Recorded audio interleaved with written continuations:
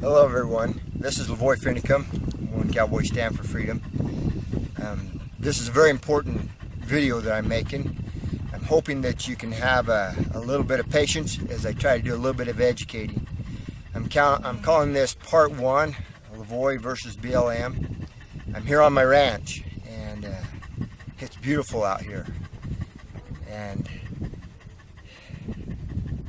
it's time that we do something more than just talk about freedom and about defending our Constitution.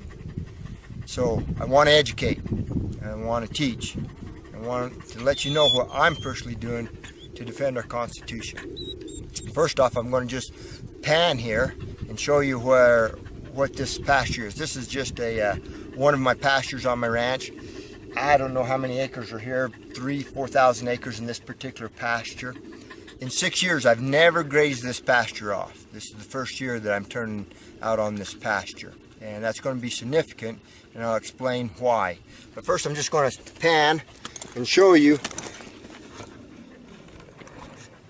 this pasture.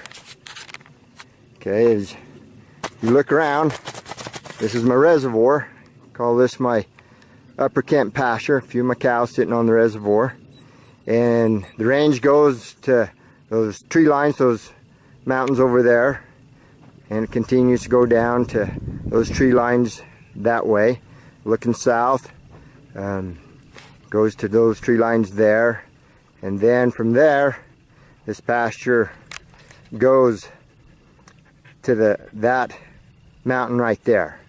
My ranch also goes up on top of that mountain, but this particular pasture is just this valley here. And daughter, come back over here. And this is the best part of my ranch. This is my daughter, Catrielle. She's my second to the youngest, and she helps me with all of this with the rest of my family. But my pasture goes up that way several miles. Again, a lot of acreage here. Never have grazed this off in 6 years. If you look, see the grass? Look how thick it is. Look how green it is. And we're in late summer. And so this is my pasture here, and this is part of my ranch.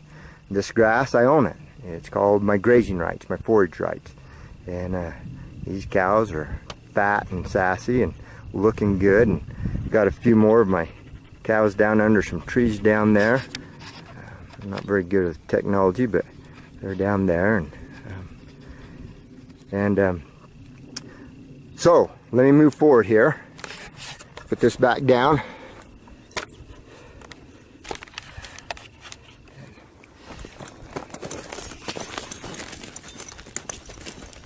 Hope you can see me. And this is my dog over here, Diamond Hill. Great cow dog. She's pregnant right now. Going to be her last litter. She's getting a little old, kind of like me. A year ago, she and I both got laid up.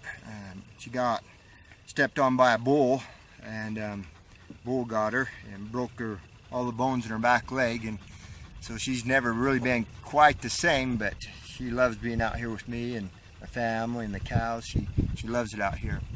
I had a colt come over on top of me about the same time, and we were both feeling kind of old and broken up for a while, but it's good out here. Life's good out here. Now the reason I'm making the video, and this isn't about cows, this isn't about grass, it's not even about my dog, but it is about my family, and it is about freedom, and it is about the Constitution. I've never been crosswise with the BLM in all the years that I've owned my ranch here. Never had a trespass filed against me. I've never been over what they call the AUMs, which means how many cows I should run. Like I said, I've never run for 6 years in this very pasture here. The point is, they claim that this is theirs, and I claim that the forage right, the grass, is mine. And so let's go to the Constitution, our supreme law of the land. And this is the point, this is the rub, and this is the focus. In Article 1, Section 8, Clause 17, let me start by going back and laying down the intent of our founding fathers and the intent of the Constitution. Our founding fathers came out of tyranny. And they were really concerned that this land be a land of freedom. So they did several things. One of the first things they did when they laid out the Constitution was they divided the powers into three branches. And we all know what those are: the executive, the legislative, and the judicial. So we have three branches of power. So they separated those. And the other thing they did to keep from having a centralization of power into a central government, which increases or decreases the freedom of the individual, is that they limited the amount of land mass that this central power could control, called the federal government. Because if you can control the land, you can control the food production, you can control the people. Now, currently the BLM, or the federal government, lays claim to 1/3 of the land mass of the United States. Put that in perspective. You've got to put together the country of Germany, and you must combine it with the country of France. And then you better put in Italy, Spain, throw in Portugal, and then throw in Britain. You got to start throwing all those countries together to begin to get them close to the comparison of the land mass that the federal government owns, say that they own and control. Now, and in this land mass, they claim to have what's called exclusive legislative ability. And what they have done, they have combined all three branches of power. And I'll explain that. You have bureaucrats that sit behind desks, and they will write a statute or a regulation, and it has the effect of law, and then they implement that. And now that regulation is enforced by federal rangers who are armed, and they can enforce it. They're empowered to enforce it by lethal means if necessary. If a person gets crosswise with one of these statutes, they're then hauled into a federal court and tried by a federal judge. All three branches of power combined under one head. Now, none of these people, do we the people here over whom this is imposed upon, have the power of recall. In other words, we don't elect them. They are not accountable to us. And so our founding fathers knew that that was a potential of combining great power under one head. So they limited by the letter of the law what land that the federal government could control. And it's found in Article 1, Section 8, Clause 17. Let me read it to you. I've shared this before, but let me read it to you again. It says, referring to the federal government, it says, to exercise exclusive legislation in all cases whatsoever in such districts not to exceed 10 square miles as may by secession of a particular state and the acceptance of Congress. What is that 10 square miles? Well, that's Washington, D.C. Washington, D.C., the seat of the federal government. That's proper and that's appropriate. They go on. It says, to become the seat of the government of the United States and to exercise like authority over all places purchased by the consent of the legislature of the state in which the same shall be for the erections of forts, magazines, arsenals, dockyards, and other such needful buildings. Okay, they limit the federal government to purchase only those lands needful for the defense of our country. Docks, arsenals, forts, and other such needful buildings. And not only that, they can't take it by eminent domain. They must ask the state legislatures if they can purchase it from them. So in this very clause here, by that very sentence there, it acknowledges that the states are the owners of the land. And what happened was that in the beginning, these states, there's one other place that the federal government can exercise control over in landmass, and that's territories, and that's appropriate. It's in the Constitution. They have that right. And so when a territory was to be admitted to the Union, they were to come in on equal footing as the original 13 colonies. And so they were not to be less than. And so at the moment, at the time of statehood, those lands were to be disposed of to the people of that state. And if you look on a map, you can see that that procedure was followed until you start getting out here west. And as time lapsed, as governments are wont to do, they like to hold on to power, hold on to wealth. And so they became slower and slower at disposing this land to the people as they are supposed to do. Until, at such point, they almost quit. And then they did. And then they says, you know what? This land is ours. And they said that we own it. And let me give you a little history on this. I hope you'll follow along with me a little bit here, because it's important to understand this. And it's important to understand so that you can understand who is lawful and who is unlawful. Well, let's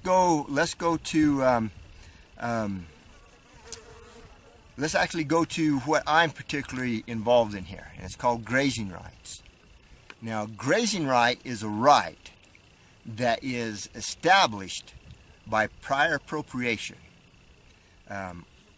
It is a natural right, and preemptive or prior appropriation is the legal term, and that's how property rights are established, and it's called common law or natural law.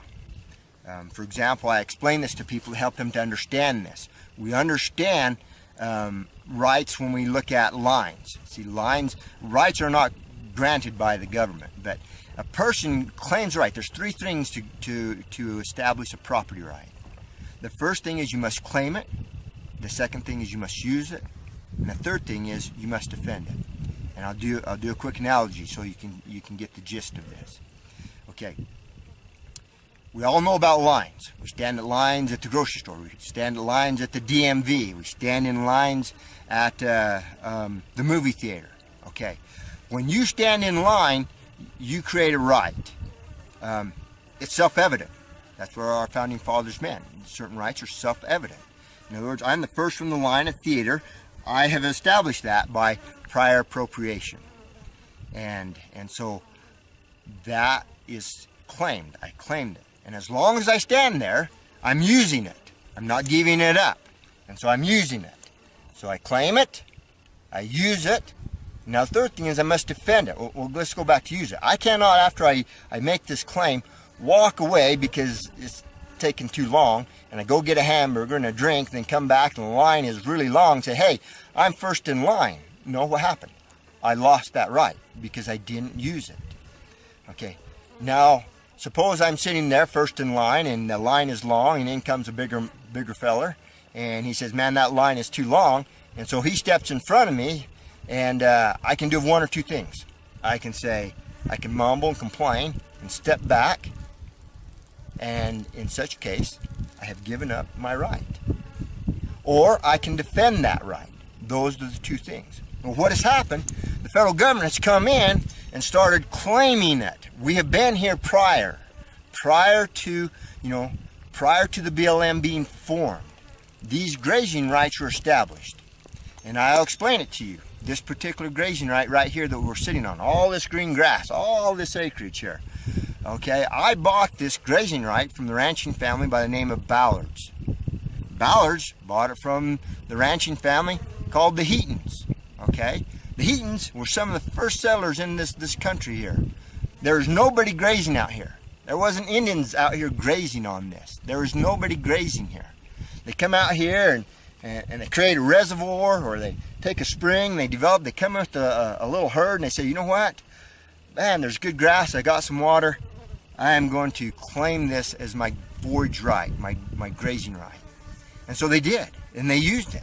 And then in would come another rancher with some herds, and they'd make them a reservoir over here or develop a spring over there, and they would run. And sometimes we ran in common. You know, we'd have good waters, and they say, okay, I'm going to run 100 head, you run 100 head, and it's called running in common. And, you know, eventually as time passed, we put fence lines on all the borders of these grazing rights. And when we had conflict, the bigger guy come in and says, you know what, I know you're here first, but I'm tough, and I I'm going to take. And so sometimes we fought and we shot each other over these grazing rights. Down in the central Arizona, there's a big old basin as you drop off the Mogollon Rim called the Bloody Basin.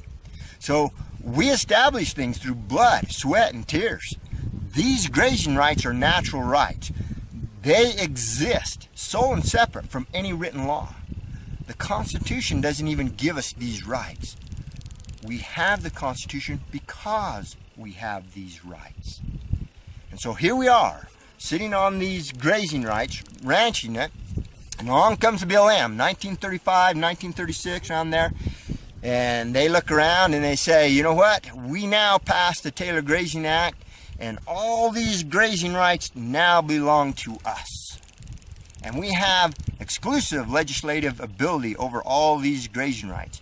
And we will now permit you to graze on these. Here we're going to give you a permit. And we will re-examine every 10 years if we want you here. And in fact, anytime in between those 10 years, if we don't want you here, and we'll change it anytime we want, anytime we choose, through our wisdom and our prerogative. And, you know, as ranchers, we kind of got bullied. We were negligent. We were uninformed. And as they grew, and they came in very softly, very kindly, very nice to help. They didn't come in with a heavy hand. Government never does when they come to take our freedoms. It's always to help us, always to take care of us. And they come in softly. Well, that's what they did. And they've continued to move forward. And so now they're claiming that this is all theirs. And so 1/3 of the landmass, they claim that they have exclusive legislative power over. No representation. That is not America. That is not in the intent of our Constitution, and it is not in the letter of the law. So this is the question. Who is the lawbreaker and who is the law abider? You know, I stood with Cliven Bundy, my friend, and his family, in helping them get their cows back over this very issue. And, you know, I've never been one to try to cause problems. I didn't get in trouble in school. I always raised my hand. I always stood in line. To this day, I do not have a speeding ticket. So it's not in my nature to go out and poke my finger in people's eyes. But there's a time when we need to come and stand up for the Constitution. It is being eviscerated. It is eviscerated. We have lost it. Where does it exist? It only exists in the hearts of about 50 million Americans that understand it and have the fire of freedom burning in their breast, who's willing to stand up. And so many people, you know, good people, so what can we do? We've been voting, we've been donating money, and the candidates always promise to stand up for freedom. Well, what did we do?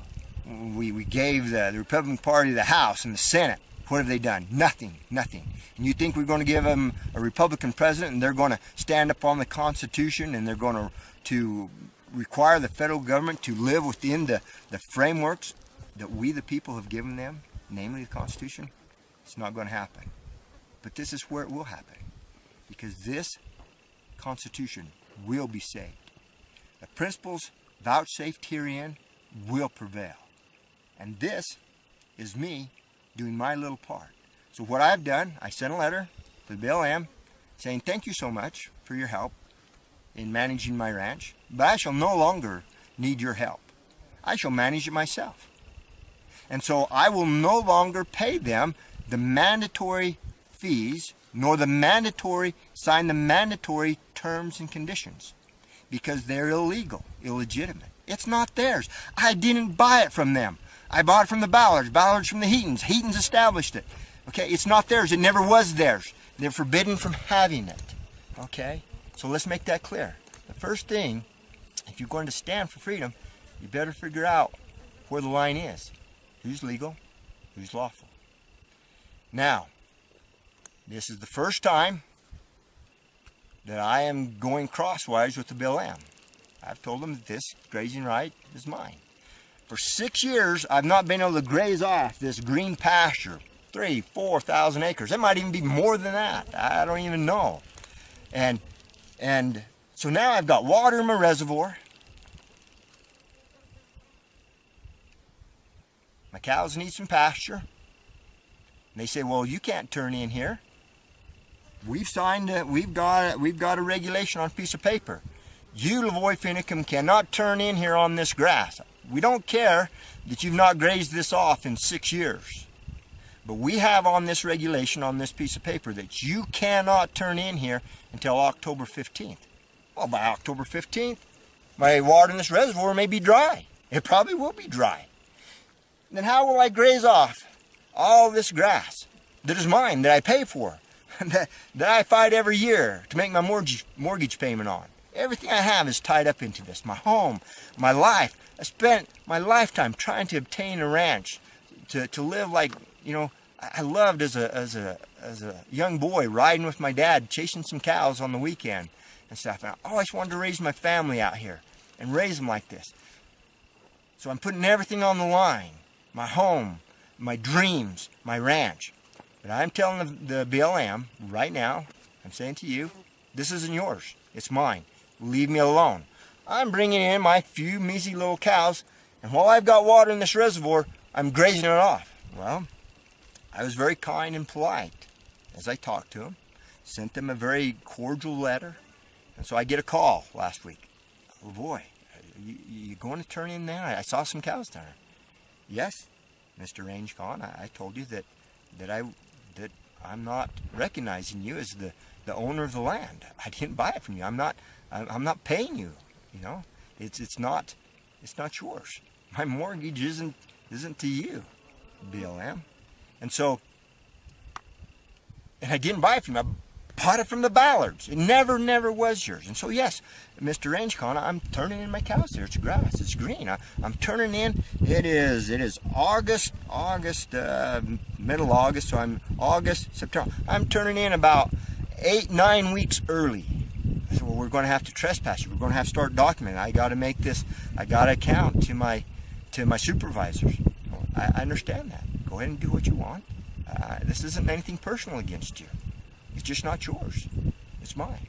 So here I am. I'm beginning to document me as an individual standing for the Constitution. Now, there's a lot of talking, a lot of poking holes in the air with their fingers, and very little doing when it comes to standing for our Constitution. Oh, if we'll just donate to the right candidate, if we'll just donate more to the Republican Party, or we'll get a Republican there in the White House, and surely, it's going to all be better. That's crazy. That's crazy. Washington is not going to vote away power. For 100 years, it's taken 100 years to gather in this landmass and to seal it down. They have complete control over it. 1/3 of our country, America. 1/3 of our country. And these federal rangers that run around here, they're armed. Military style. They got their M4s. They got their tack vests. They got their bulletproof vest. You know, you saw them down there at Bundyville or Bunkerville. You saw them pointing their guns at us. They promised to shoot us. Dan Love, you're one of the head of them. You're the point of the spear. You're the enforcement arm of this. You know, you're not a good guy. No way you're a good guy. Nowhere do you have authority to run around here with policing powers. Nowhere do we the people give you authority by force, by lethal means if necessary, to enforce these regulations on these pieces of paper. You know, what are you going to do, Dan? You and the FBI? There's my few little cows right down there under that tree there. You going to come in here like you did with my friend Cliven and say, we're taking these out and you better not get in our way? Well, I'm telling you, leave me alone. Leave me alone, leave Cliven alone. There's some tough ranching families up there in Utah. Stanton Gleaves by name. Now you have 3, Mr. Federal Government, that's willing to stand for the Constitution. It's the ancient law of witnesses. You have a witness in Nevada, Cliven Bundy. You have a witness in Arizona, LaVoy Finicum. And you have a witness in Utah, Stanton Gleaves. We have 3 ranchers that are going to stand and defy you. It's not yours. And, you know, breaking the law right now just by saying this. Just by saying this, it's what's called conspiracy to commit crime. And that's what you guys hauled that county commissioner into court with, Phil Lyman, and you convicted him. And he's going to face a year in prison possibly, and $100,000 to $300,000 in fines, because it's the very thing that I am saying right now. I don't care. You know, if you go to the Bible, there's actually a story I really love. You might be familiar with it. It's called the captives that were in Babylon, by the name of Shadrach, Meshach, and Abednego. Three. Anyway, the greatest force upon the face of the earth at that time was the Babylonian Empire. Nebuchadnezzar, the most powerful man in the world. And anyway, he knows Shadrach, Meshach, and Abednego, and they're out there, and they make a golden image, and they command everybody to fall down and worship the golden image. And Shadrach, Meshach, and Abednego, they don't fall down. They don't worship it. And Nebuchadnezzar gets a little upset, but he knows him and calls him up there and says, Shadrach, Meshach, Abednego, what are you doing? What are you doing? You know, if you'll just sign these mandatory terms and conditions and pay your grazing fees, it's going to be okay. We can work, you know, and the music will play again, you just fall down. Worship the golden image, and it will be okay. And I love the response. He says, because, Nebuchadnezzar goes on, says, because who can save you? Because if you don't, I will throw you in the fiery furnace. And what God can save you from the fiery furnace? And I love the answer. It's great.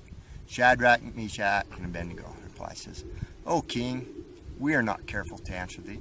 In other words, saying, you know, we're not going to measure our words. We're not going to be tepid. We're not going to be timid. You know, they're speaking to the greatest power in the world this time. These three captives should say, O king, we're not careful to answer thee. Our God whom we serve will deliver us. But if not, be it known unto thee, we will not sign those mandatory terms and conditions. We will not pay those grazing fees. And he will save us. And if not, so be it. But we will not bow.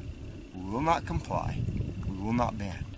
America, stand. If you want to know what you can do, here you go.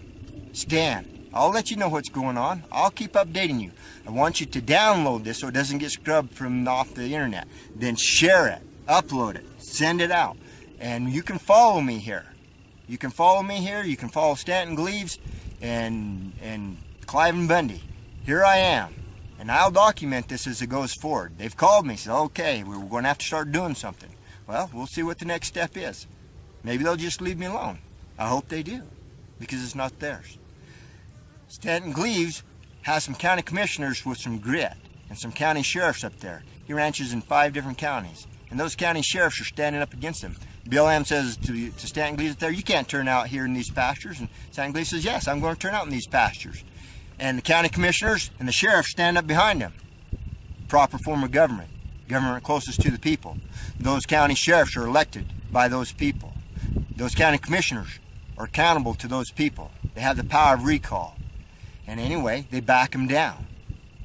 Now, I've talked to my county sheriff here. I'm going to go visit with him more. He's been very friendly over the phone. I'm going to visit with him, shake his hand, take the measure of the man, see how deep his love is for the Constitution, see about his understanding.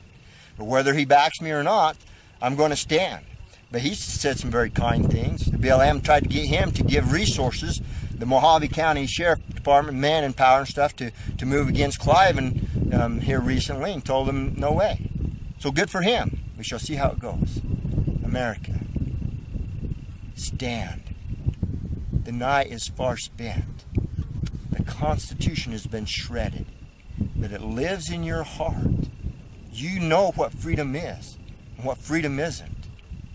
Stand, because when you stand, others will stand with you. And God can't stand with you if you don't stand.